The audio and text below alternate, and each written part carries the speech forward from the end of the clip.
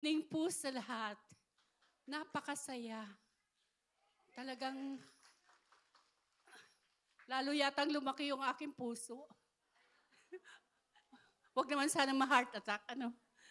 Anyway, marami pong salamat, Lord, Mama Mary, sa lahat ng ito.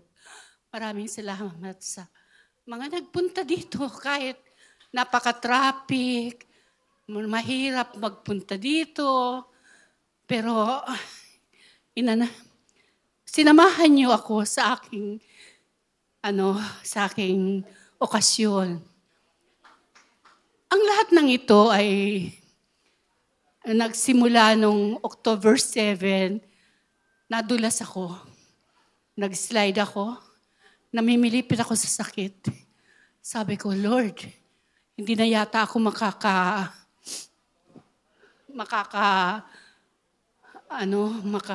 makakalakad or ano. Tapos, namimilipit ako sa sakit. Biglang nagro-rosary ako. Tapos nakatulog ako. Biglang paggising ko, nawala yung aking sakit.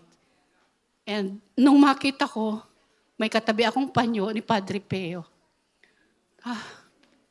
Salamat. At parang there is always a miracle.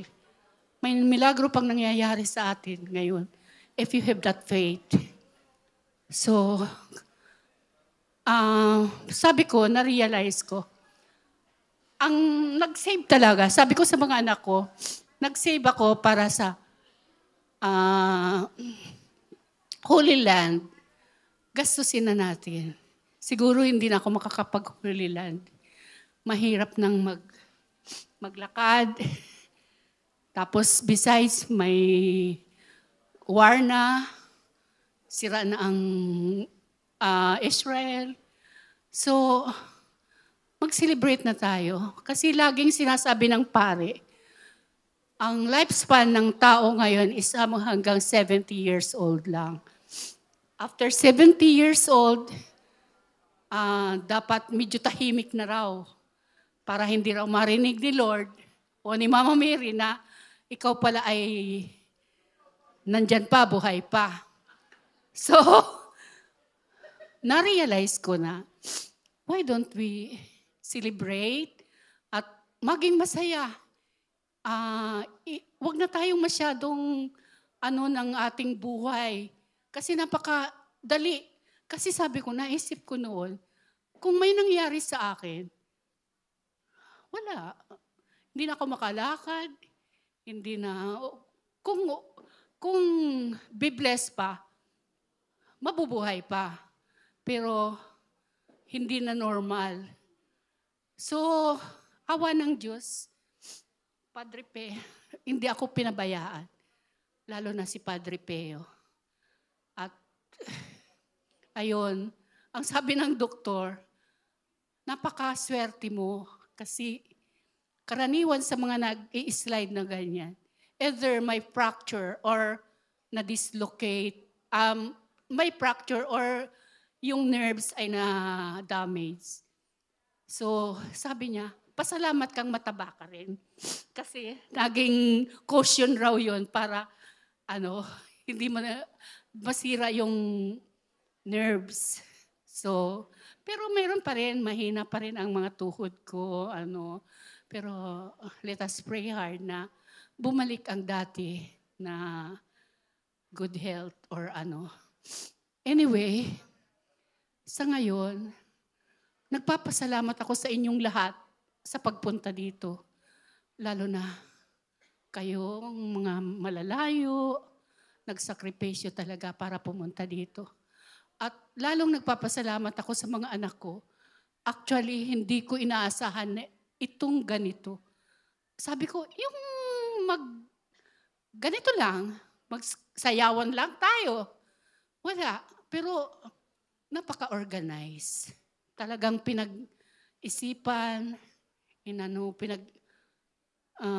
plinano. Kaya, laking pasasalamat ko sa mga anak ko.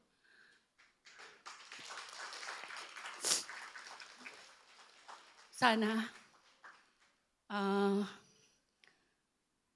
ito ang aking masasabi. Sana maging lahat ng mga anak maging mabait sa kanilang mga magulang.